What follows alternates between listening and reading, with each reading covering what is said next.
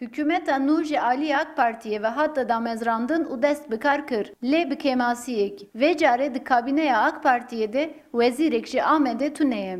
Li gorî karsazan hebûna wezîrekî ji bo pêşvebirina aboriya Amedê gelek giring bû. Ew ditirsin ku ji vir û pê de di warê aboriyê de karsazên Amedê nikaribin daxwazên xwe bi hükûmetê bidin pejirandin.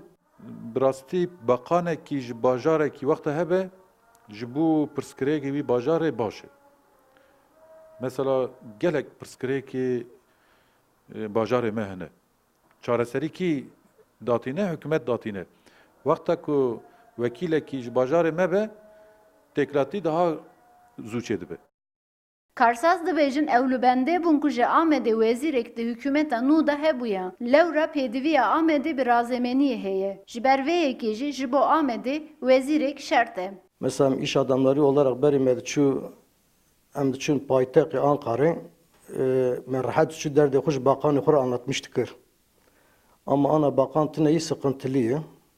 Hem ji bo sürecê, hem ji bo iş adamı, hem ji bo STK. Me dixwaz bakan ki bölge me hebana yani. Yatırım li bölge evi kem yani wî havayê millet tedirgin hem halk tedirgin hem iş adamı tedirgin. Ji ber bakan nedan bölge yani. Ji dema Tansu Çiller ve hatta îro di hemû hükûmetên Tirkiyeyê yan parlamenterek ji Amedê yan jî parlamenterek Amedî wekî wezîr di hükûmetê de cih digirt. Wekî Salim Ensarioğlu, Abdülkadir Aksu û Mehdi Eker. Karsaz dizanin heta hilbijartinekî nû ji Amedê re wezîr tune ye. Ew dixwazin ji bo gêrşepedanên aboriyê qet nebe aştî pêk were. Gönül Morkoç, Rudaw, Amedê.